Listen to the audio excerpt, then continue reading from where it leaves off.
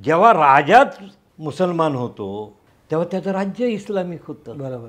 आणि जो शिवाजी महाराजांनी निर्माण केलेला संघर्ष तो थांबवायचा असेल, संपवायचा असेल, तर हिंदवी स्वराज्याचा स्वामी म्हणजेच छत्रपती संभाजी महाराज जर त्यांनी इस्लाम धर्म स्वीकारला तर अनेक शतकानंतर जो हिंदूंचा उठाव उभा राहिला होता स्वातंत्र्याचा तो समाप्त करावा असा एक दूरदृष्टीचा हेतू औरंगजेबाच्या मनात होता.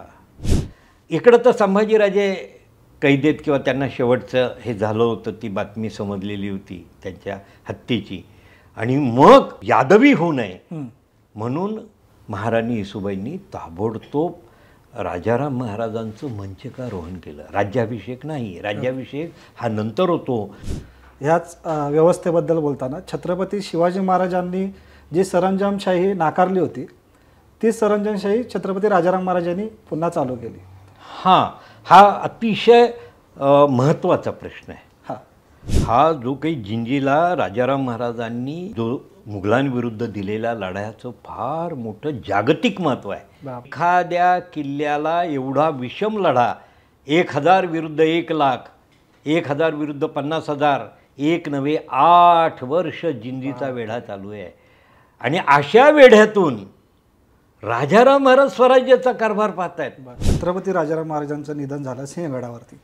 त्याच्यानंतर मराठ्यांचा लढा पुढे कसा कारण की राजाराम महाराजांचं निधन हे एक हिंदवी स्वराज्यावरचं महासंकट होतं. औरंगजेबाने बघा संभाजी महाराजांची हत्या केली. त्याला असं वाटलं कोण लढणार, तर संभाजी महाराजांच्या एकेका रक्ताच्या थेंबातून हजारो संभाजी महाराज निर्माण झाले आणि राजारामांच्या नेतृत्वाखाली त्यांनी लढा दिला. राजाराम महाराजांनी 11 वर्ष संघर्ष करून स्वराज्याचं रक्षण केलं. 27 वर्षाच्या संघर्षानंतर मराठ्यांनी याच औरंगजेबाला याच महाराष्ट्रात समाप्त केलं. हा या मराठ्यांच्या स्वातंत्र्य लढ्याचा हा अद्भुत दैदिप्यमान इतिहास आहे असंच म्हणावं लागतं.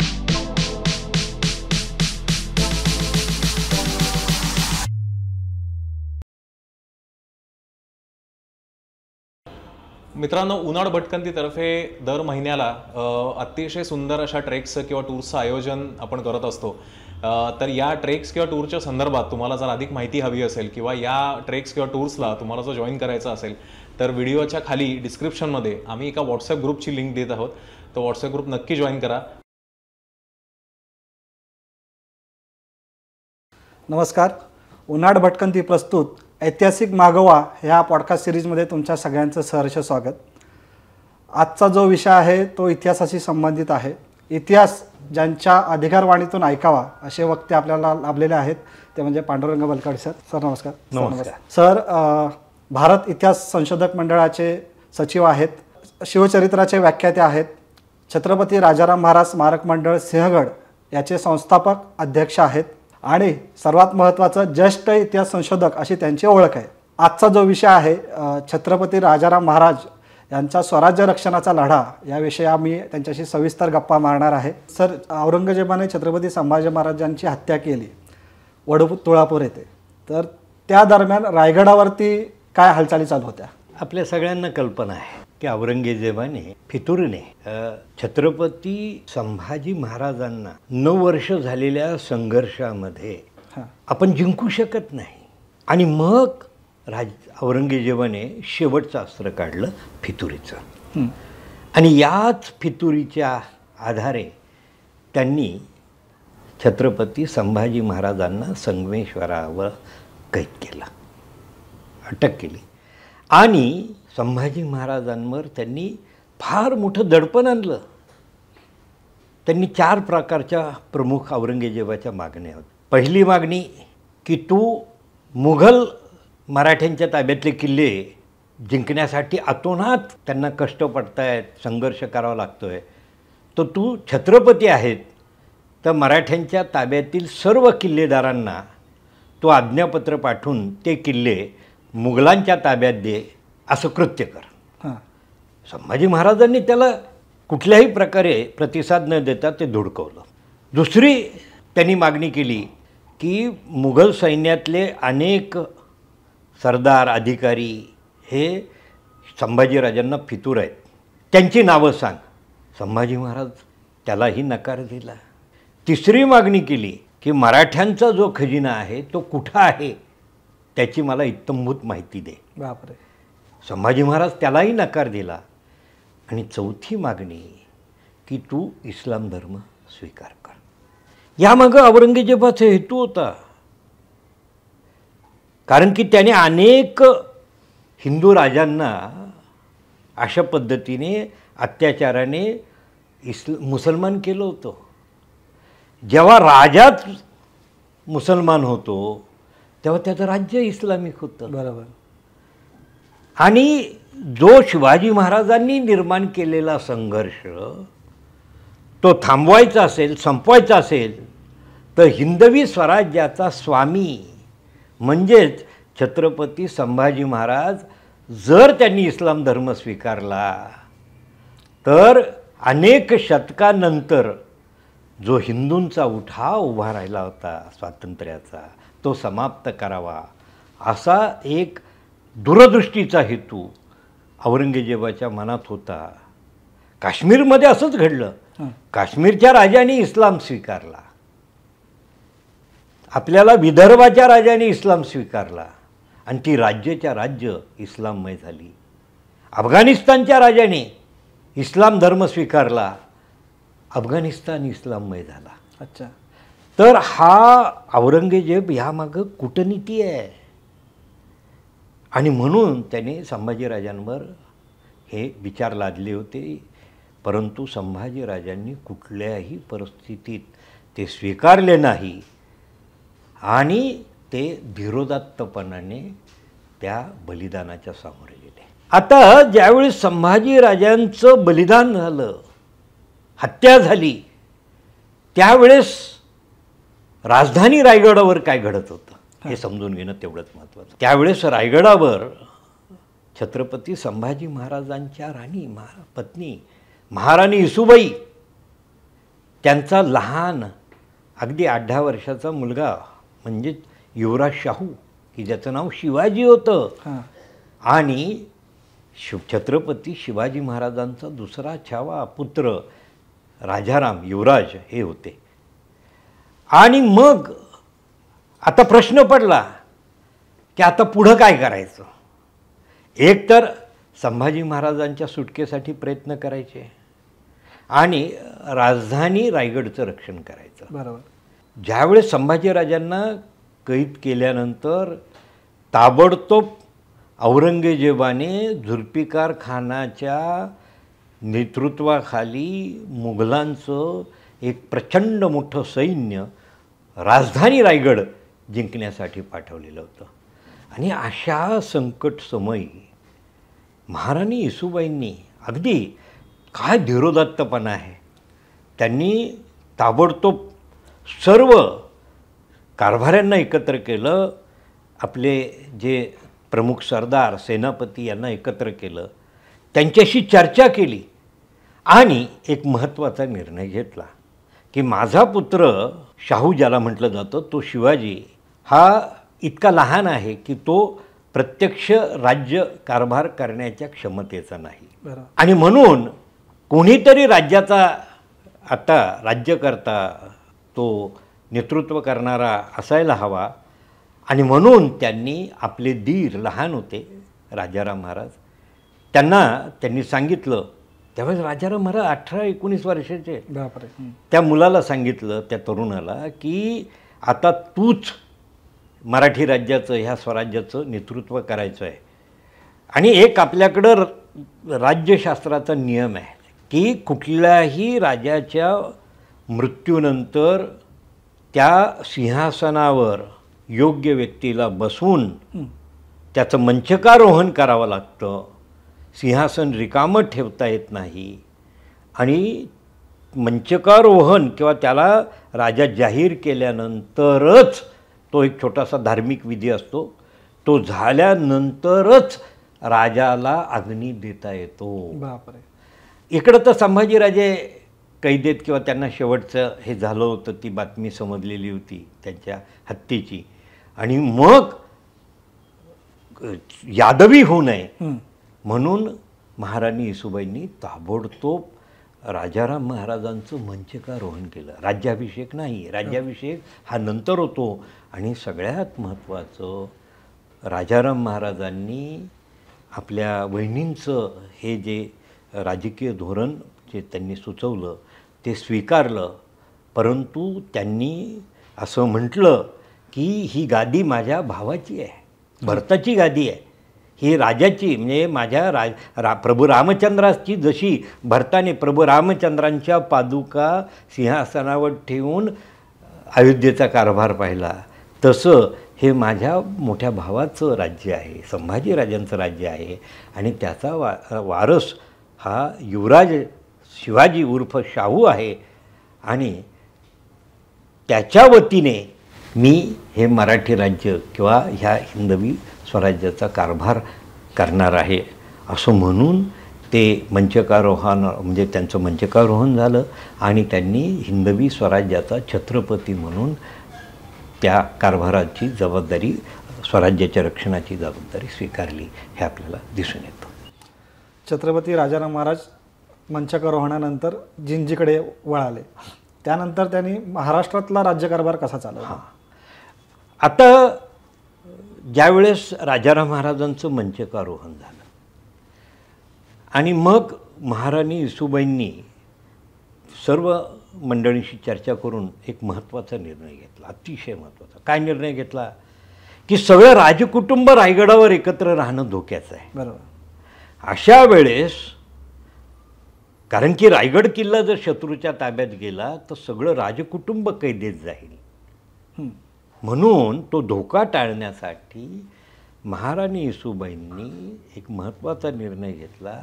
त्यांनी राजारामांना असं सुचवलं की तुम्ही ह्या गडातून बाहेर पडा तुमच्या कुटुंबासह, काही मुत्सद्द्यांना बरोबर घ्या, तुम्ही रायगडावरून बाहेर जा, मी रायगड किल्ला तुमच्या अनुपस्थितीमध्ये लढवते मुघलांविरुद्ध शत्रूशी लढून, आणि तुम्ही रायगडाच्या बाहेर स्वराज्यातल्या कुठल्या ना कुठल्या किल्ल्यावर जा. आत्ता तुमच्या जवळचा किल्ला प्रतापगड आहे, बरोबर, आणि प्रतापगड दुर्गम आहे, तर त्या प्रतापगडावर तुम्ही जा आणि रायगडाला मुघलांनी जो वेढा दिलेला आहे त्या मुघलांच्या सैन्यावर वारंवार हल्ले करा, तो वेढा उठवण्याचा प्रयत्न करा आणि स्वराज्याचं रक्षण करण्याचे निर्णय घ्या.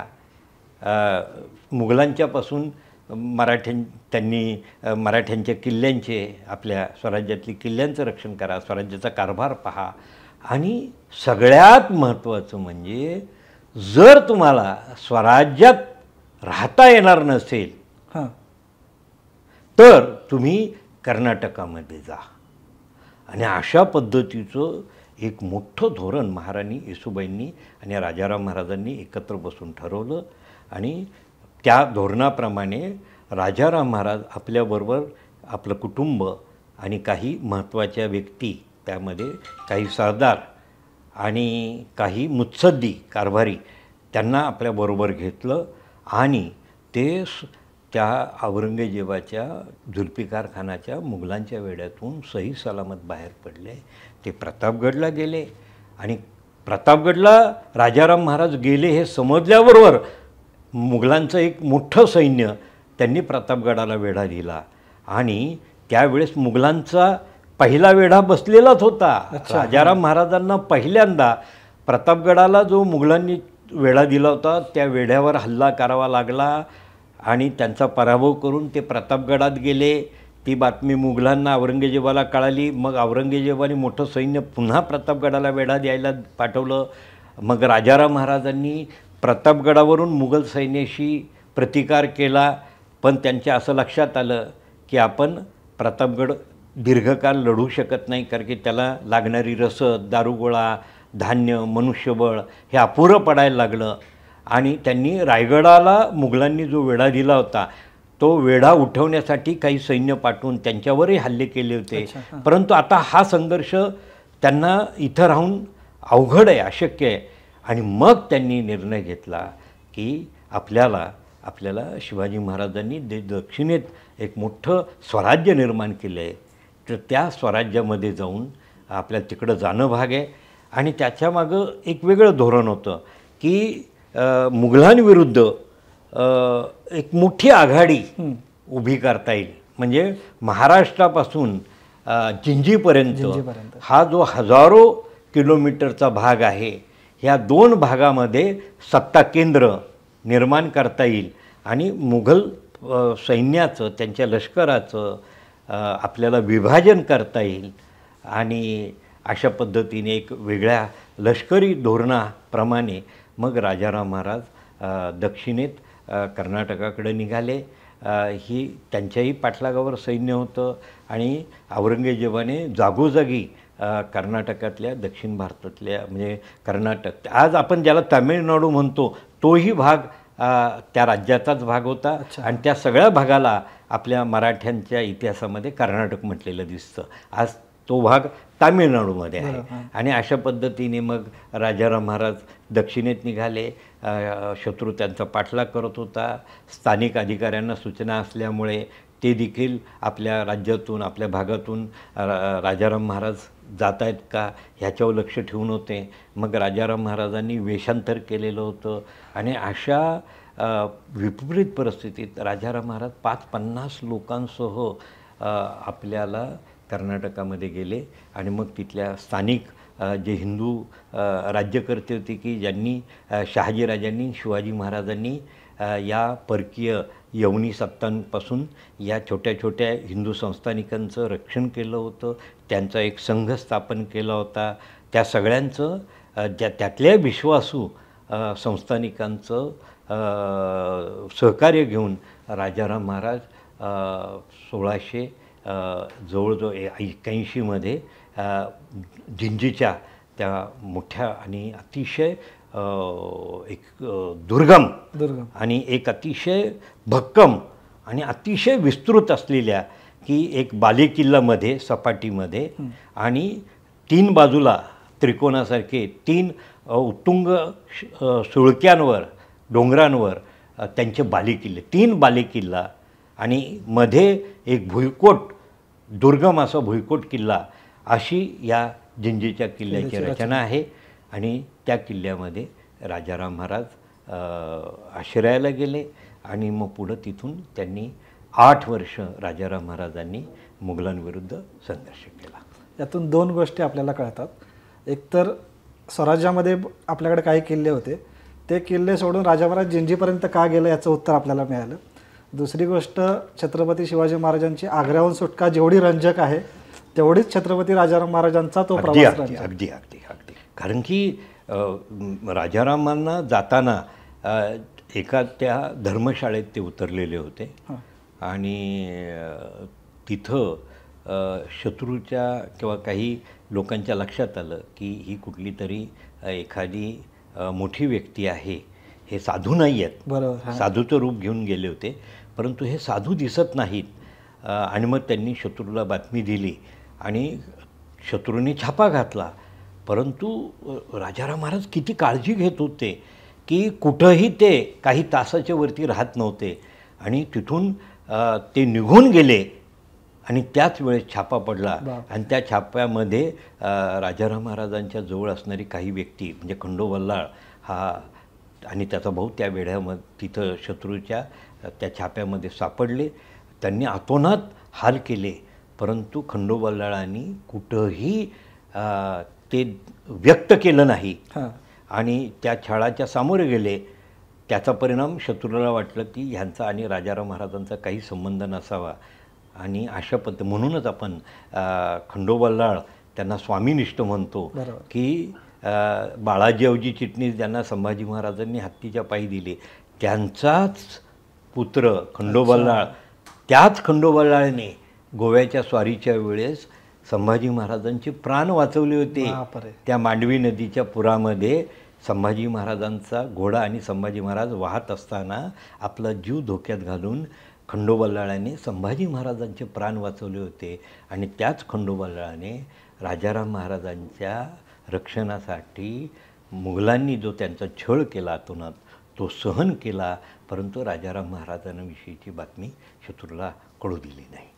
स्वामीनिष्ठेवरूनच आपण पुढे जातोय. तर संताजी आणि धनाजी यांचं कारकीर्द ही राजाराम महाराजांच्या ह्याच्यामध्ये बरीच उल्लेखनीय आहे. त्याबद्दल आपण कसं बोलू शकतो? आता ज्यावेळेस राजाराम महाराज दक्षिणेत निघाले आणि दक्षिणेत गेले, आता आपल्या स्वराज्यापासून काही हजार किलोमीटरवर ते राज्य आहे, जिंजीचा किल्ला आहे. हां. आणि मग आता प्रश्न पडला की स्वराज्याचं नेतृत्व कोण आणि कसं करणार. बरोबर. आणि मग राजाराम महाराज इथं त्यांचं आपल्याला कर्तृत्व दिसायला लागतं. तर त्यांनी काय केलं बघा, हा एक 17-18 वर्षाचा तरुण आहे, 19 वर्षाचा, 17-18 वर्षाच्या जवळपास आहे. आणि काय उत्तुंग धोरण आहे बघा त्यांचं. त्यांनी काय केलं की ताबडतोब त्यांनी आपल्या स्वराज्याची, महाराष्ट्रातल्या स्वराज्याची व्यवस्था लावून दिली. काय लावून दिली तर त्यांनी त्यांचे जे 2 प्रमुख मुत्सद्दी होते, हां. त्यातले एक होते रामचंद्रपंत अमात्य, बरोबर.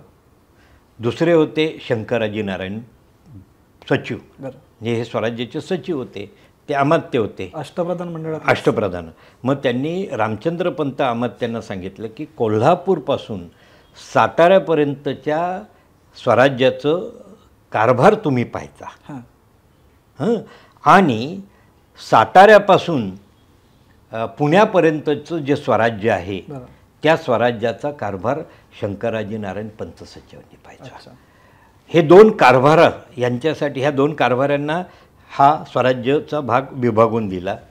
आता त्या स्वराज्याच्या रक्षणाची जबाबदारी कशी केली की कोल्हापूरपासून साताऱ्यापर्यंतच्या स्वराज्याचा भूप्रदेश, त्यातले गडकोट, त्याच्या रक्षणाची जबाबदारी त्यांनी संताजी घोरपड्यांवर सोपवली. अच्छा. आणि साताऱ्यापासून पुण्यापर्यंतचं जे स्वराज्य होतं त्या स्वराज्यातले किल्ले, तो प्रदेश, त्याच्या रक्षणाची जबाबदारी त्यांनी धनाजी जाधवांना. आणि मग त्या 2 समवयस्कर, अत्यंत पराक्रमी, स्वामीनिष्ठ, दोघंही महान सेनापती आहे. आणि मग राजाराम महाराजांनी त्यांना, संताजी घोरपड्यांना मुख्य सेनापती आणि धनाजी जाधवांना सरसेनापती, अच्छा. अशी त्यांची व्यवस्था लावून दिली. आणि अशा पद्धतीने मग पुढच्या काळामध्ये राजाराम महाराजांच्या हयातीपर्यंत ही व्यवस्था पुढं राहिलेली आपल्याला पाहायला मिळते. आणि राजारामांच्या पश्चात देखील आपल्याला महाराणी ताराबाईच्या काळातही हीच व्यवस्था पुढं दिली. म्हणजे जवळजवळ 1690 ते 1707 म्हणजे 17 वर्ष राजाराम महाराजांनी स्वराज्याची जी व्यवस्था लावून ठेवली तीच व्यवस्था कायम असल्याचं आपल्याला दिसून येतं. ह्याच व्यवस्थेबद्दल बोलताना छत्रपती शिवाजी महाराजांनी जी सरंजामशाही नाकारली होती ती सरंजामशाही छत्रपती राजाराम महाराजांनी पुन्हा चालू केली. हां, हा अतिशय महत्त्वाचा प्रश्न आहे. हा त्या इतिहासाचं एक महत्त्वाचं मूल्यमापन करण्याचा हा केंद्रबिंदू आहे.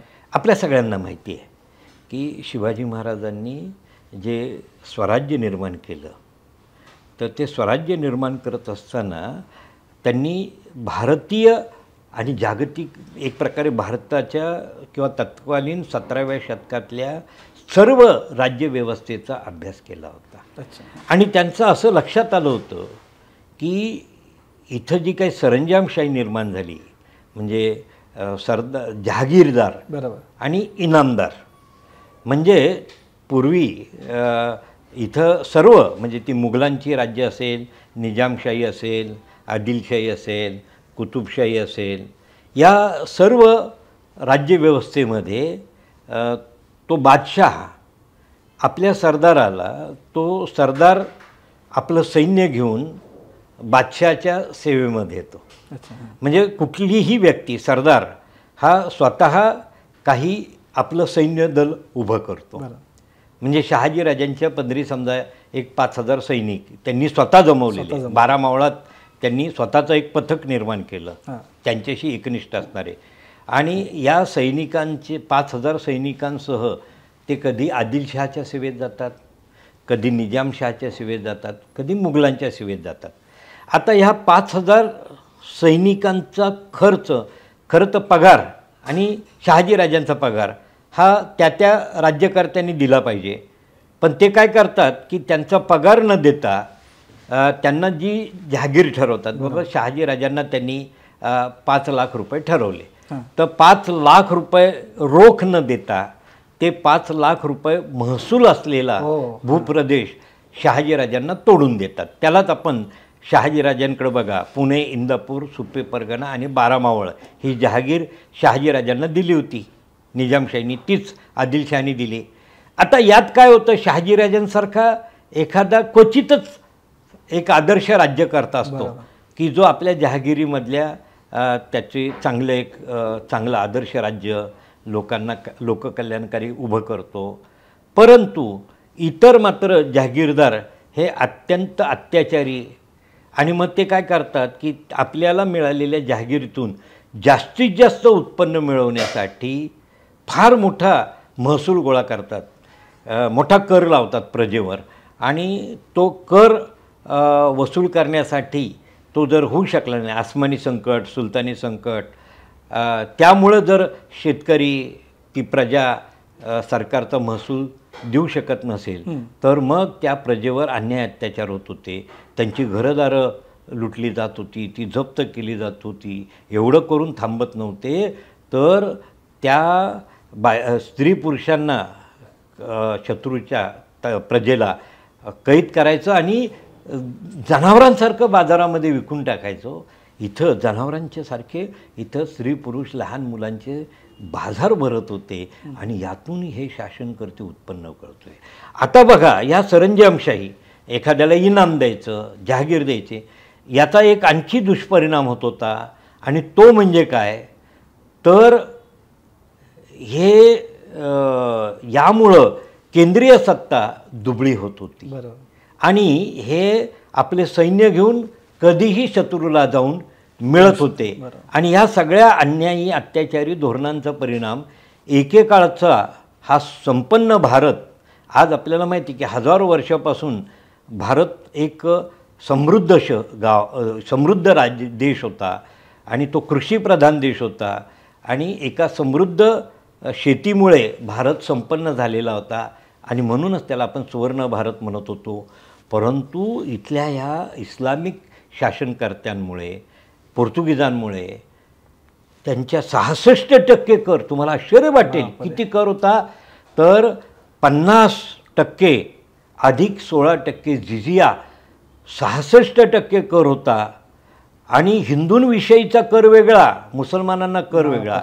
हिंदूंना खरात नावाचा कर होता कृषीचा, आणि तो त्याच्या उत्पन्नाच्या, शेताच्या उत्पन्नाच्या 50% अधिक जिजिया 16, आणि तोच जर शेतकरी मुसलमान असेल तर त्याला फक्त 10% होता. बापरे. आणि म्हणून लोकांनी शेती करायचं सोडून दिलं होतं.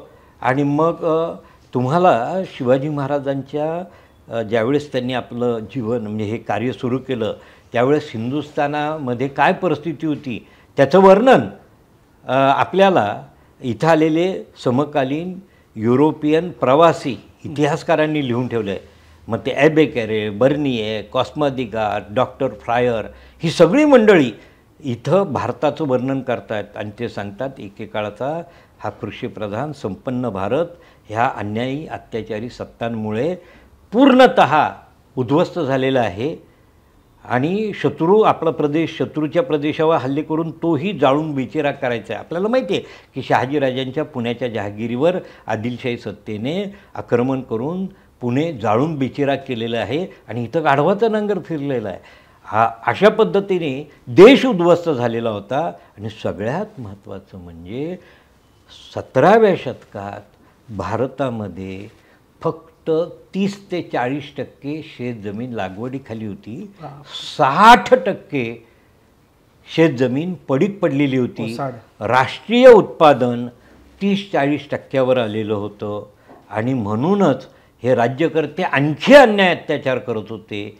यावर मार्ग म्हणून शिवाजी महाराजांनी सरंजामशाही नष्ट केली आणि आपल्या स्वराज्यातील शेतकऱ्यांना आवाहन केलं की ही पडीक भूमी लागवडीखाली आणून पुन्हा आपल्या स्वराज्याला सुजलाम सुफलाम करू. आणि मग त्यांनी ज्या शेतकऱ्याकडं त्याच्या दावणीला बैलजोडी नाही बैलजोडी दिले, ज्याच्याकडं अवजारं नाहीत अवजारं नाही, ज्यांच्याकडं बियाणं नाही त्यानं बियाणं दिली आणि ज्या शेतकऱ्यांच्या पोटाला अन्न नाही ते अन्न दिलं. हे जे शिवाजी महाराजांचं सरंजामशाही मुक्त जगात पहिला राजा आहे. युरोपमध्ये सरंजामशाही होती, भारतात सरंजामशाही होती, संपूर्ण आशिया खंडात सरंजामशाही होती. आणि अशा पार्श्वभूमीवर शिवाजी महाराजांनी सरंजामशाही नष्ट केली. कुठल्याही सरदाराला मनसबदाराला त्यांनी जहागीर दिली नाही आणि कुठल्याही व्यक्तीला त्यांनी इनाम दिलं नाही. प्रत्येक व्यक्तीला त्याच्या योग्यतेप्रमाणे रोख रकमेत पगार देत होते आणि एखाद्या व्यक्तीने जर चांगली कामगिरी केली तर त्याला बक्षीस म्हणून ते रोख रक्कम देत होते. याचा परिणाम शिवाजी महाराजांचं जे राज्य होतं त्यातलं परिवर्तन झालेलं बघतो. पण आता परिस्थिती अशी झाली की कपटी औरंगजेबाने एक नवं धोरण स्वीकारलं आणि त्याचं धोरण काय होतं की इथल्या मराठा सरदारांना स्वराज्यातल्या त्यांनी वतनाचा लोभ दाखवला की जर तू मला येऊन मिळाला तर मराठे म्हणजे आता उदाहरणार्थ कुठलंही गाव म्हणजे परगणा आहे, एखाद्या गावाला पाटील आहे, तो मराठ्यांच्याकरता पाटील असेल तर त्याच्या विरुद्ध जर दुसरा व्यक्ती म्हटला की जर मी तुला मिळतो तर त्याला ती पाटीलकी द्यायची. जर मराठ्यांच्या मुलखातला देशमुख असेल तो मराठ्यांशी मराठी राज्याशी स्वराज्याशी एकनिष्ठ असेल तर औरंगजेबाने त्या परगण्यातल्या कुठल्याही एखादा दुष्ट व्यक्ती की जे औरंगजेबाला जाऊन सामील व्हायची आणि मग त्याला सांगितलं जायचं की तुला ह्या परगण्याची देशमुखी दिली जाईल, त्या पहिल्या जो एकनिष्ठ स्वराज्याशी आहे त्याची काढून तुला दिली जाईल, मग तू आमच्यासाठी काम कर. त्यानंतर त्यांनी जहागिरी द्यायला की जर का तू मला येऊन मिळाला तर मी तुला 5,000ची 10,000ची 50,000ची 1,00,000ची जहागीर देईल. आणि मग मात्र जी गोष्ट शिवाजी महाराजांनी उभी केली त्या औरंगजेबाच्या ह्या प्रलोभनाला बळी पडायला लागले आणि एक राज्यद्रोह करायला लागले. अनेक फार मोठमोठाले सरदार आपल्याला संभाजी महाराजांच्या काळात वतनाच्या लोभाने जहागिरीच्या लोभाने इनामाच्या लोभाने औरंगजेबाला जाऊन मिळालेले पाहायला मिळतात. आता मात्र शिवाजी महाराजांचं धोरण राजाराम महाराजांना पुढे चालवणं कठीण वाटत. मग त्यांनी त्यातून मार्ग काढला, पर्याय शोधला की औरंगजेब ज्या पद्धतीने एखाद्या लष्करी कामगिरीबद्दल कुणाला तरी वतनाचा जहागिरीचा लोभ मग राजाराम महाराजांनी अगदी खेड्यापाड्यातल्या तरुण मुलांना सांगितलं की बाबा रे, तुला देशावर भक्ती असेल, स्वराज्यावर भक्ती असेल, आपल्या धर्म राष्ट्र आणि आपला समाज याचं रक्षण करणं तुझं कर्तव्य आहे. राजाराम महाराजांनीही शिवाजी महाराजांसारखा लोकलढा उभा केलेला आहे. कारण की राजा राज्यात नाही, राजा स्वराज्यापासून मुख्य राजधानीपासून हजारो किलोमीटर लांब आहे, इथं काहीच व्यवस्था नाही. आणि स्वतः औरंगजेब कित्येक लाखाची फौज घेऊन स्वराज्यात ठाण मांडून बसलेला आहे आणि त्यांनी स्वराज्य उद्ध्वस्त केलेलं आहे. आणि अशा वेळेस राजाराम महाराजांनी तरुण कारण की जुने महत्त्वाचे सरदार मुघलांना जाऊन मिळत आहेत, मग राजाराम महाराजांनी ह्या स्वराज्यातल्या तरुणांना आवाहन केलं की तुझ्यात जर देशभक्ती असेल, तुझ्यात जर धर्मभक्ती असेल आणि तुला जर हिंदू धर्माचं रक्षण करायचं असेल आता तूच सिद्ध हो. आणि मग हे तरुण आपल्याबरोबर काही सैनिक जमवायचे आणि अचानक किल्ल्यावर हल्ला करून किल्ले जिंकायला सुरुवात केली. मुघलांवर हल्ले करायचे, मुघलांच्या प्रचंड मोठ्या अशा त्या लष्कराच्या तळावर रात्री बेरात्री अचानक हल्ले करायचे, ज्याला आपण गनिमी कावा, ज्याला वर्तमान काळात गोरिला वॉरफेअर हे धोरणामुळे राजाराम महाराजांच्या या प्रोत्साहनातून शेकडो हजारो तरुण पुढे आले आणि त्यांनी स्वराज्याला किल्ले जिंकून दिले. एका बाजूला बघा की जो सिंहगड किल्ला जिंकण्यासाठी सुभेदार तानाजी मालुसऱ्यांना आपलं बलिदान द्यावं लागलं.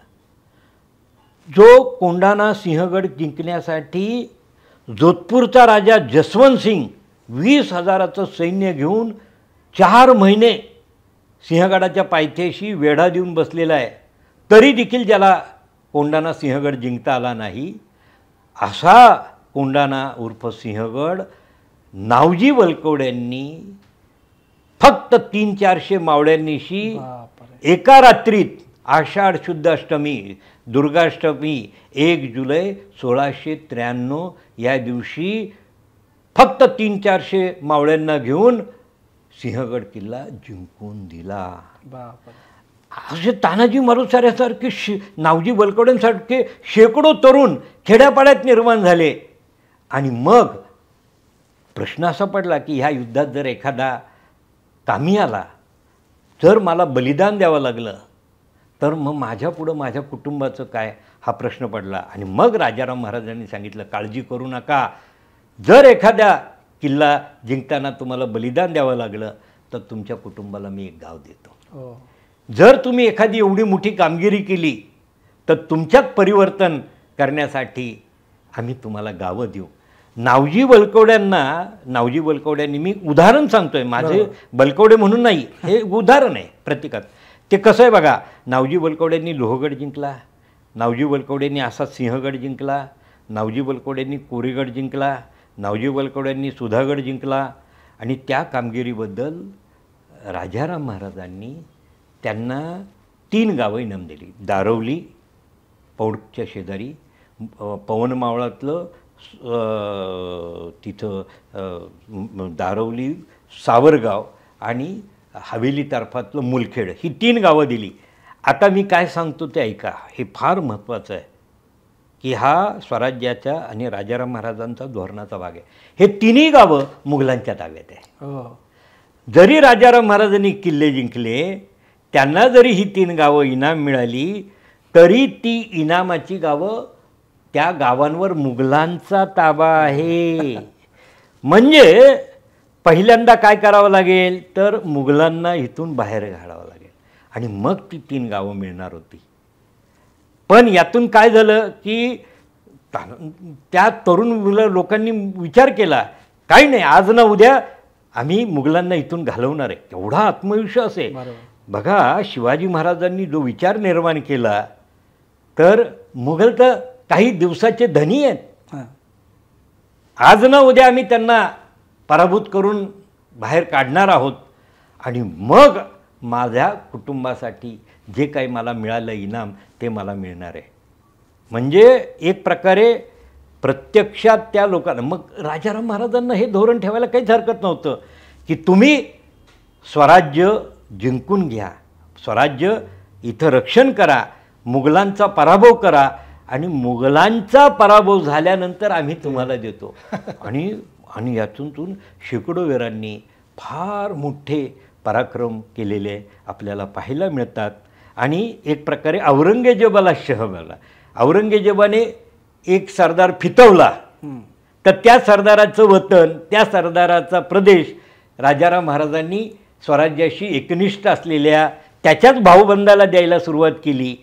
आणि मग आता आपल्याला असा नवा संघर्ष दिसतो की मुघलांना मिळालेला मराठा सरदार, त्याचाच भाऊबंद हा स्वराज्याच्या रक्षणासाठी झुंजताना, आणि मग त्याला वतन दिलं स्वराज्याचं, तर काय हरकत होती. आणि असं धोरण राजाराम महाराजांनी तत्कालीन परिस्थितीमुळे स्वीकारलेलं होतं. आणि त्याच धोरणाच्यामुळे राजाराम महाराजांनी औरंगजेबावर मात केलेली पाहायला मिळते. आता ह्या स्वराज्य रक्षणाच्या लढ्यासाठी राजाराम महाराजांनी काही विशेष मोहिमा आखल्या का? 1681 राजाराम महाराज जिंजीला पोचले.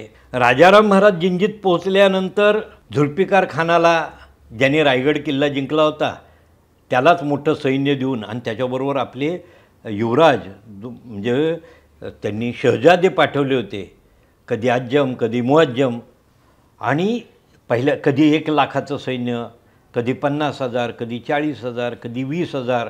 पण 20,000च्या खाली जिंजीला जो मुघलांचा वेढा होता त्यात कधीही नव्हतं. हे 20,000पासून 1,00,000पर्यंत सैन्य जिंजीच्या किल्ल्याला वेढा देऊन बसलेलं आहे. बापरे. हां. आणि लक्षात ठेवा, हा जो काही जिंजीला राजाराम महाराजांनी जो मुघलांविरुद्ध दिलेल्या लढ्याचं फार मोठं जागतिक महत्त्व आहे. बापरे. कारण की जगामध्ये बघा, एक किल्ला आहे त्याच्यामध्ये 1,000 मराठ्यांचं सैन्य आहे राजारामांचं, आणि त्याला 1,00,000 लोकांनी 50,000 वेढा दिलेला आहे. आणि असा वेढा किती दिवस चालू आहे? 1 वर्ष, 2 वर्ष, 3 वर्ष, 8 वर्ष. बापरे. जगामध्ये असा कधीही वेढा झालेला आजपर्यंत. पहिलं महायुद्ध, दुसरं महायुद्ध, परंतु एखाद्या किल्ल्याला एवढा विषम लढा, 1,000 विरुद्ध 1,00,000, 1,000 विरुद्ध 50,000, एक नव्हे 8 वर्ष जिंजीचा वेढा चालू आहे. आणि अशा वेढ्यातून राजाराम महाराज स्वराज्याचा कारभार पाहतायत. आणि मजा अशी आहे की राजाराम महाराजांना मुघलांच्या सैन्यातले अनेक सरदार फितूर झालेले आहेत. बापरे. आणि ते कसे झालेले आहेत? कारण की मग राजाराम महाराजांनी कधी संताजी घोरपड्यांना बोलून घ्यायचे सरसेनापती, ते मोठं सैन्य घेऊन जिंजीच्या किल्ल्याला वेढा देऊन बसलेल्या सैन्यावर बाहेरून हल्ला करायचे. आणि राजाराम महाराज किल्ल्यातून सैन्य पाठवून अशा हल्ले करायचे, छापे घालायचे. आणि त्याचा परिणाम अनेक मुघलांच्या सेनापतीला संताजी घोरपड्यांनी छापा घालून कैद केलं आणि किल्ल्यात नेलं. बापरे. किंवा त्यांना बाहेर कैद करून ठेवलं. आणि त्या 1,00,000च्या फौजेवर हल्ला करून सेनापतींना, त्यांच्या सरदारांना कैद करायचं आणि त्यांच्याकडून लाखो रुपयाची खंडणी गोळा करायची. आणि त्याच खंडणीतून पुन्हा नवं सैन्य उभं करायचं. हे संताजी घोरपड्यांनी केलं. संताजी घोरपड्यांना त्यांचा भाग जो मी मगाशी सांगितले की साताऱ्यापासून कोल्हापूरपर्यंतच्या भागात जर त्यांना परत इकडं येऊन आपल्या भागाचं रक्षण करणं, परत मुघलांनी जिंकलेले किल्ले जिंकावे लागायचे. आणि अशा वेळेस पुन्हा धनाजी जाधवराव सरसेनापती तिथं जायचे आणि पुन्हा ते जिंजीच्या किल्ल्याच्या अवतीभोवती हिंडून मुघलांच्या फौजेवर हल्ले करायचे. आणि हा अविरत चालणारा लढा आहे. आणि अशा पद्धतीने राजाराम महाराजांनी, मराठ्यांनी 8 वर्ष हा जिंजीचा वेढा लढवला आहे. आता आपण छत्रपती राजाराम महाराज वेढ्यात अडकलेले आहेत जिंजीच्या, तर तिथून ते बाहेर कसे पडले किंवा का पडले? जवळजवळ 8 वर्ष मी मगाशीच म्हटल्याप्रमाणे जगाच्या मिलिटरी सायन्समधलं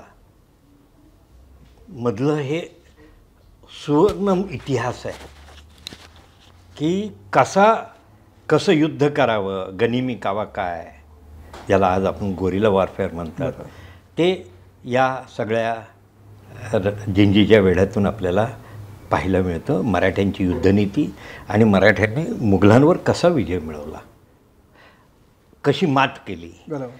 आता प्रश्न असा झाला, राजाराम महाराज जिंजीच्या वेढ्यात 8 वर्ष राहिलेले आहेत आणि इकडं स्वतः औरंगजेब त्या 8 वर्षामध्ये स्वराज्यातले किल्ले जिंकतोय. बरोबर. आणि मग राजारामांच्या प्रोत्साहनावरून मराठे मुघलांनी एखादा किल्ला जिंकायचा. बघा काय घडलं. हे सगळ्यात मोठं मराठ्यांचं धोरण, युद्धविषयीचं धोरण, लष्करी धोरण, मुघलांशी केलेला संघर्ष, त्यातला हा सुवर्ण इतिहास आहे. काय केलं मराठ्यांनी तर बघा, आता एखादा किल्ला आहे तो मराठ्यांच्या ताब्यात आहे. बरोबर. त्या किल्ल्याला साधारण 20-25 हजार सैन्य वेढा देऊन बसत आहे. मग त्या 20,000 सैन्य त्या किल्ल्यावर चारी बाजूनी नाकेबंदी करत आहे. त्या किल्ल्यावर तोफा बंदुकांचा हल्ला करतायत. त्या तोफांच्या माऱ्यामध्ये किल्ल्याची तटबंदी ढासळत आहेत. रात्रीतल्या रात्रीत किल्ल्यावरचं शिबंदी ते तटबंदी पुन्हा उभी करतायत. आणि अशा वेळेस बाहेरून मराठे त्या किल्ल्याला रात्री बेदरात्री मध्यरात्रीला शत्रूचं त्या वेढ्यातून हल्ला करून त्या किल्ल्यावर रसद पुरवत आहेत, माणसं पुरवत आहेत. आणि आता मग असं व्हायचं की चारही बाजूने शत्रू प्रचंड हल्ल्याने शेवटी त्या किल्ल्याची तटबंदी ढासळती आहे, ते किल्ल्यावरचा दारुगोळा संपतो आहे, त्या किल्ल्यावरचं मनुष्यबळ संपतं आहे आणि युद्धसाहित्य संपलेलं आहे. आणि अशा परिस्थितीत आता हा किल्ला लढवायचा कसा प्रश्न पडलेला आहे. योग्य सैन्य नाही, दारुगोळा नाही, रसद नाही. आणि मग राजाराम महाराजांनी एक वेगळं योजना केली की बघा, तुम्हाला आता तो किल्ला लढवता येत नसेल तर तुम्ही शत्रूशी चर्चा करायची. अच्छा. हां. आणि मग त्या चर्चा करून शत्रूकडून किल्ल्याच्या बदल्यात मोठं धन मिळवायचं. बापरे. हां. बघा, हे राष्ट्रीय धोरण आहे, छत्रपतींचं धोरण आहे की जोपर्यंत तो किल्ला लढवता येईल तोपर्यंत किल्ला लढवायचा. किल्ला लढवणं अशक्य वाटलं की किल्लेदाराला, त्या किल्ल्याच्या अधिकाऱ्याला पूर्ण मुभा दिली होती की मुघल अधिकाऱ्यांशी संधान बांधायचं वेढा देऊन बसलेल्या, आणि त्याला सांगायचं की हा किल्ला देतोय त्या बदल्यात तू मला काय देणार. अहो, महिनोन-महिने वेढा देऊन तो अधिकारी, तो हल्ला करणार, तो सरदार मुघलांचा कंटाळलेला असायचा. आणि मग मराठ्यांचा निरोप आला की तो सांगायचा की अरे बाबा, तू मागशील तेवढं देतो. कारण की औरंगजेब त्याच्यावर पत्र पाठवून त्याच्यावर एवढं दडपण आणत होता. आणि अशा वेळेस मग मराठ्यांचा निरोप आला की तो मुघल तिथला अधिकारी, जो सरदार वेढा देऊन बसलेला, तो मागेल ते मराठ्यांना द्यायचा. आणि मग मराठे 5,50,000, 1,00,000, 2,00,000 रुपये घ्यायचे, मुघलांच्या ताब्यात किल्ला द्यायचे. बघा. आणि मग तो सरदार 2,00,000 रुपये दिले तर सांगायचं मी 1,00,000 रुपये दिले, लपून ठेवायचा. आणि मग औरंगजेब त्या किल्लेदाराचा सत्कार करायचा, त्याला 1,00,000-2,00,000 रुपये बक्षीस द्यायचा. तेच 2,00,000 रुपये इकडं दिलेले असायचे. आणि मग तो सांगायचा की आता किल्ल्यावर काहीच नाही, दारुगोळा नाही, धान्य नाही, तटबंदी ढासळलेली आहे. आणि मग औरंगजेब त्या किल्ल्याच्या पुढच्या व्यवस्थेसाठी काही 1000 टन धान्य पाठवायचा, मग शस्त्र पाठवायचा, तोफा पाठवायचा, दारुगोळे पाठवायचा, सगळ्या किल्ल्याची डागडुजी करायचा, 5-25 लाख रुपये खर्च करायचा. आणि मग तिथं एखादा किल्लेदार नेमायचा. तो किल्लेदार कुठला? राजस्थानामधला. तो किल्लेदार कुठला? छत्तीसगडमधला. तो किल्लेदार कुठला? उत्तर प्रदेशमधला. तो किल्लेदार कुठला? कर्नाटकामधला. आणि ते कंटाळलेले होते. औरंगजेबाला ध्येय आहे. ह्या बिचाऱ्यांनी बघा, लग्न झालंय, काही 15 दिवस तिथं बायकोशी त्यांचा काय झालं असेल, त्याला मुलं झालीत आणि त्या मुलाचं तोंड बघितलेलं नाही. तो मुलगा 8-10 वर्षाचा झालेला आहे आणि तो इकडंच आहे. काय अवस्था असेल तुम्ही लक्षात ठेवा. हा जगातला एक वेगळं उदाहरण आहे की 27 वर्ष हा लढा चालू आहे. त्या मुघल सैन्यामधल्या कित्येक सरदारांनी 10-10, 20-20 वर्ष आपलं घर, आपली मुलं बाळं, बायका पोरं, आई वडिलांना बघितलेलं नाही, आपलं गाव बघितलेलं नाही. आणि त्यामुळे ते कंटाळलेले आहेत. औरंगजेबाला ध्येय, त्यांना काही नाही ध्येय, कारण की ते बिचारे पगारी आहेत. आणि मग ज्यावेळेस मराठे किल्ला देतात म्हटल्यानंतर मग औरंगजेब सोन्याची चावी पाठवायचा. ते सगळा किल्ला अगदी पुन्हा एकदा नव्याने सजायचा, समृद्ध व्हायचा. आणि मग एखादा मराठा योद्धा 200-300 मावळ्यांना घ्यायचा आणि त्या किल्ल्यावर रात्री बेरात्री हल्ला करायचा, भर पावसात हल्ला करायचा आणि तो किल्ला सहजतेने जिंकून घ्यायचा. म्हणजे अशी एक व्यवस्था उभी राहिली होती की ज्या किल्ल्यावर काही शिल्लक नाही, जो किल्ला पूर्ण ढासळलेला आहे, त्या किल्ल्याचं बांधकाम करणं, त्या किल्ल्यावर धान्य रसद जमवण्यासाठीच मराठे मुघलांच्या ताब्यात देत होते. आणि मुघलांकडून त्या बदल्यात हजारो रुपये, लाखो रुपयाची खंडणी घ्यायचे आणि त्याच खंडणीतून आपल्या सैनिकांचा पगार भागवायचे आणि त्यातून नवं सैन्य उभं करायचे आणि त्यातून मराठ्यांचा लढा चालत होता. लक्षात ठेवा. म्हणून हा विलक्षण लढा आहे आणि अशा पद्धतीने चालू होतं. आणि मग मात्र राजाराम महाराजांना आता वाटायला लागलं की स्वतः औरंगजेब किल्ले जिंकायला बाहेर पडलेला आहे. त्याचा आपल्या कुठल्याही सरदारांवर विश्वास नव्हता, म्हणून स्वतः अजिंक्य ताऱ्याला वेढा दिला. परळीचा किल्ला, तो एक एक किल्ला जिंकायला स्वतः बाहेर पडला आहे. आणि मग मात्र राजाराम महाराजांच्या मनात प्रश्न पडला की आता जर आपण स्वराज्यात गेलो नाही तर स्वराज्यातल्या प्रजेचं त्यांची जी काही आजपर्यंत लढण्याची उमेद होती ती खच्ची होईल. आणि म्हणून मग राजाराम महाराजांनी जिंजीच्या वेढ्यातून बाहेर पडायचं ठरवलं. आणि चातुर्याने राजाराम महाराज जिंजीचा वेढा फोडून सुखरूपरित्या महाराष्ट्राकडं निघाले आणि ते महाराष्ट्रात येऊन पोचले. आणि मग कोकणात काही मार्ग त्यांनी आपल्या मराठी राज्यातून, काही हिंदू संस्थानिकांच्या राज्यातून आणि मग काही मार्ग समुद्रमार्गाने जहाजातून केले आणि ते कोकणात आले. आणि कोकणात आल्यानंतर राजाराम महाराजांनी स्वराज्यातल्या प्रत्येक किल्ल्याला भेट द्यायला सुरुवात केली. आणि त्यामुळं काय घडलं की तिथं लढणाऱ्या सैनिकांची उमेद वाढली, त्यांना प्रोत्साहन मिळालं आणि आपला राजा आपल्याला भेटायला आला. मग तिथं जर काही उणीव असेल तर ती दूर करायला सुरुवात केली. आणि असं करत राजाराम महाराज कोकणातून एक एक किल्ले पाहत पुणे परिसरात आले. आणि मग त्यांनी एक नवी योजना आखली. ती योजना काय होती, जसं शिवाजी महाराजांनी सुरतेवर 2दा छापा घालून आपलं मोठं तिथं हा लढ्यासाठी एक मोठ्या फंडिंगची व्यवस्था लावून दिली. संभाजी महाराजांनी बऱ्हाणपूरवर आक्रमण करून बऱ्हाणपूरची मुघला राज्याची लूट करून त्याच्यातून आपल्यासाठी त्यांनी फंड जमवला किंवा संपत्ती म्हणजे हे जे लढ्यासाठी लागणारं आवश्यक धन जमवलं. आणि अशीच एक योजना राजाराम महाराजांनी पुणे परिसरात आल्यानंतर ठरवली. आणि त्यांनी ही योजना आखली ती की जालनापूर हे मुघल राज्यातली एक मोठी बाजारपेठ होती. जालना म्हणजे त्याला जालनापूर म्हणत होते. आणि तिथं आपण त्या बाजारपेठेवर हल्ला करायचा आणि जालनापूर लुटून येताना मार्गावरची ज्या महत्त्वाच्या बाजारपेठा लुटायचा आणि त्याच्यातून मोठं फंडिंग, मोठा धन जमा करायचं आणि त्याच्यातून औरंगजेबाविरुद्ध एक नवा लढा उभा करायचा, हे धोरण ठरवलं. आणि त्याप्रमाणे ते करत होते. त्याच वेळेस दुर्दैवाने हा जीवघेणा प्रवास, प्रचंड मोठी शारीरिक तणाव, मानसिक तणाव आणि राजाराम महाराज पुण्याच्या जवळ आले असताना ते आजारी पडले. आता त्यांना विश्रांतीची गरज होती.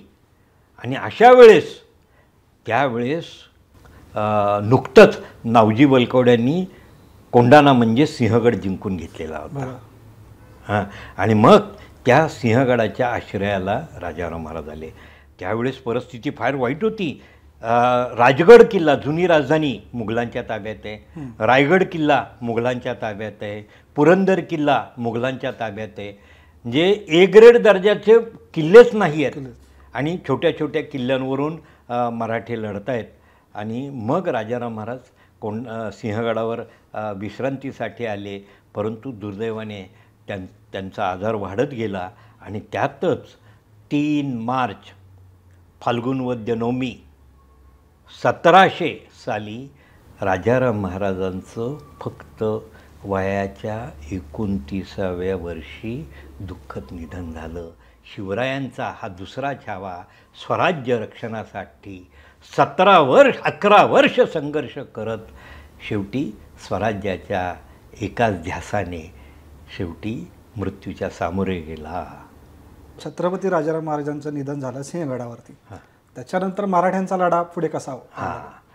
कारण की राजाराम महाराजांचं निधन हे एक हिंदवी स्वराज्यावरचं महासंकट होतं.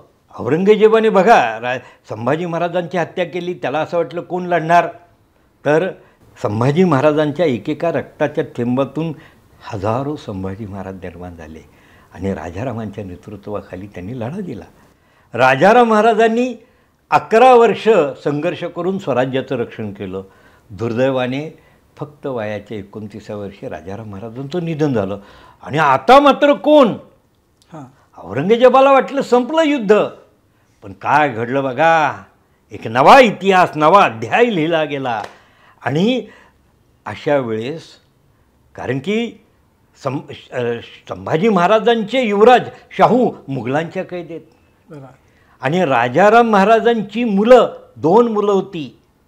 एकाचं नाव होतं शिवाजी आणि दुसऱ्याचं नाव होतं संभाजी.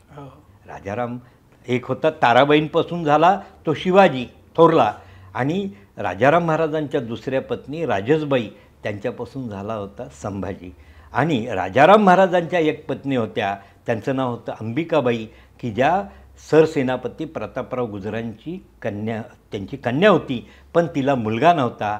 आणि अंबिकाबाई राजाराम महाराजांनंतर सती गेल्या.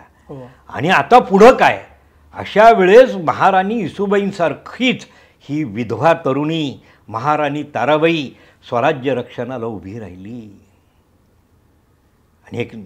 आणि फक्त त्यावेळेस महाराणी ताराबाईंचं वय 23 वर्षाचं आणि राजसबाई राजारामांची धाकटी पत्नी तिचं वय फक्त 18-19 वर्षाचं होतं.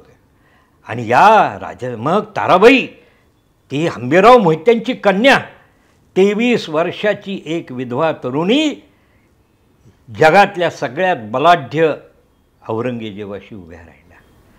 आणि महाराणी ताराबाईंनी जो संघर्ष केला तो अद्वितीय आहे. बघा आणखी मजा की त्यावेळेस महाराणी ताराबाईंना काही कारभाऱ्यांनी असा सल्ला दिला की आपण हे औरंगजेबाचं जे काही संकट आहे तर आपण ते काही टाळण्यासाठी जसं शिवाजी महाराजांनी मिर्झा राजा जयसिंग आणि दिलेर खानाशी पुरंदरचा तह केला आणि क्षणिक माघार घेतली तशी आपण औरंगजेबाशी तह करू आणि थोडीशी माघार घेऊ.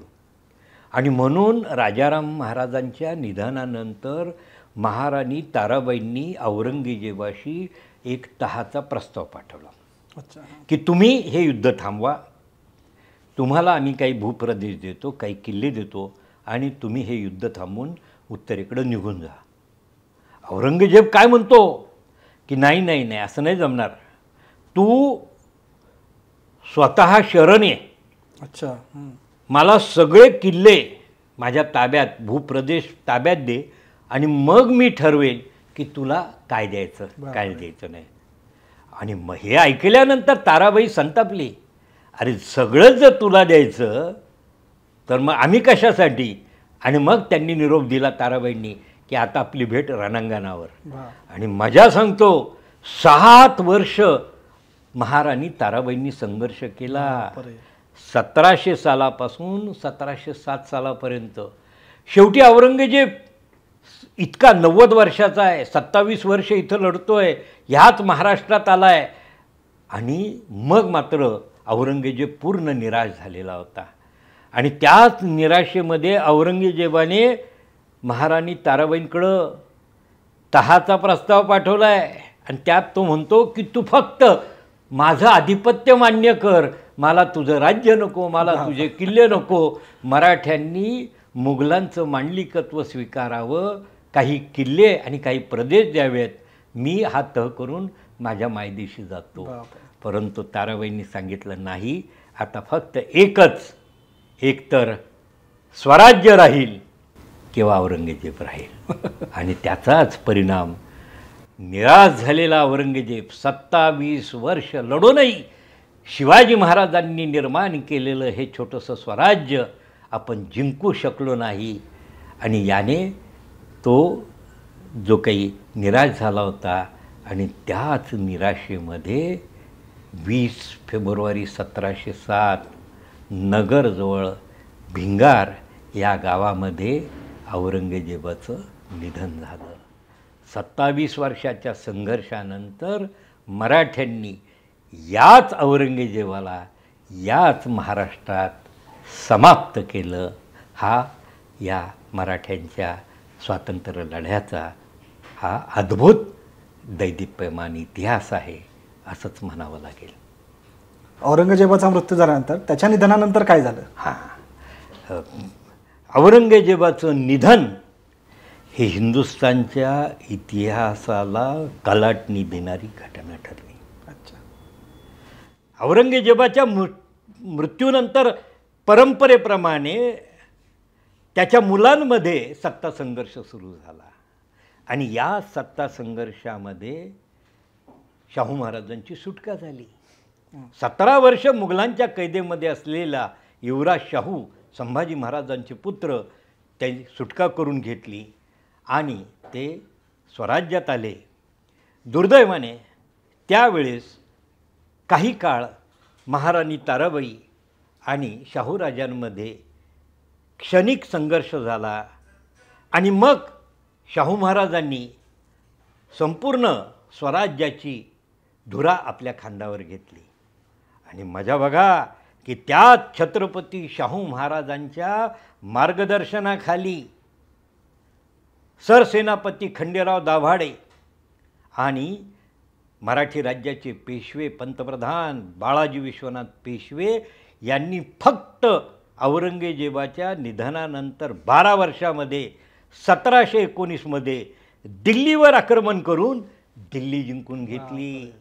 दिल्लीचा मुघल बादशाह फरुखशेर त्याला कैद करून त्याच्या जागेवर रफी उत्तरजत नावाचा एक 17 वर्षाचा तरुण मुलगा दिल्लीच्या मुघल सल्तनतीवर बसवला आणि त्याच्याकडून 3 महत्त्वाचे सनदा मिळवली. पहिली सनद छत्रपती शिवाजी महाराजांनी निर्माण केलेल्या हिंदवी स्वराज्याला मान्यता देणारी स्वराज्याची सनद.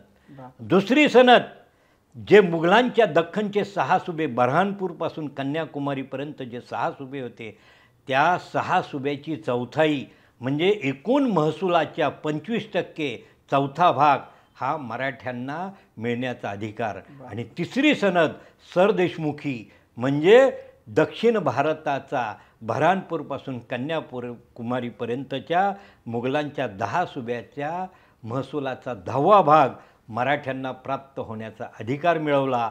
अशा ह्या 3 महत्त्वाच्या सनदा आणि त्याचबरोबर एक मोठं राष्ट्रकार्य केलं की 1689 पासून 1719 पर्यंत 30 वर्ष मुघलांच्या कैदेमध्ये असणाऱ्या राजमाता शाहू महाराजांच्या मातोश्री संभाजी महाराजांच्या पत्नी महाराणी येसूबाई यांची दिल्लीच्या त्या कैदेतून लाल किल्ल्याच्या कैदेतून सुटका केली आणि दिल्लीपासून राजधानी साताऱ्यापर्यंत त्यांना सन्मानाने वाजत गाजत आणलं. हा एक उज्ज्वल इतिहास आहे. आणि फक्त 50 वर्षामध्ये औरंगजेबाच्या निधनानंतर फक्त 50 वर्षामध्ये मराठ्यांनी अटकपासून कटकपर्यंत साम्राज्य निर्माण केलं. असे तू हिमाचल शिवाजी महाराजांचं स्वप्न होतं की त्या हिमालयाच्या शिखरापासून त्या सागराच्या कन्याकुमारीच्या तीरापर्यंत ह्या देशामध्ये मराठ्यांचं एक शक्तिशाली साम्राज्य निर्माण करायचं. हिंदू धर्माचं, हिंदू संस्कृतीचं, हिंदू समाजाचं आणि या हिंदुस्थान राष्ट्राचं रक्षण करणारं हे एक मोठं राज्य निर्माण करायचं. ते ध्येय 1757मध्ये यशस्वी झालं आणि अटकपासून कटकपर्यंत साम्राज्य झालं. असे तू हिमाचल शिवाजी महाराजांचं स्वप्न फक्त औरंगजेबाच्या निधनानंतर 50व्या वर्षी मराठ्यांनी यशस्वी करून दाखवलं. धन्यवाद. अतिशय दैदिप्यमान कारकीर्द छत्रपती राजाराम महाराजांची आपण याच्यामध्ये बघितलेली आहे आणि त्याच्या आजूबाजूला अनुषंगाने जेवढा मराठ्यांचा पराक्रम हाही आपण याच्या माध्यमातून समजून घेतलेला आहे. खूप खूप धन्यवाद तुम्ही या पॉडकास्टला आलात. राजाराम महाराजांविषयी बऱ्याच गोष्टी आपल्या माध्यमातून कळलेल्या आहेत. उनाड भटकंतीतर्फे तुमच्यासाठी एक छोटंसं गिफ्ट आहे. कारण आम्हाला पुस्तकं द्यायची आवडतात पण तुमच्याकडे खूप सारा भांडार असणार आहे त्याच्यामुळे आम्ही ते टाळले आणि दुसरा प्रयत्न आम्ही करतोय. ह्याच नोटवरती आपण इथे थांबूया. धन्यवाद.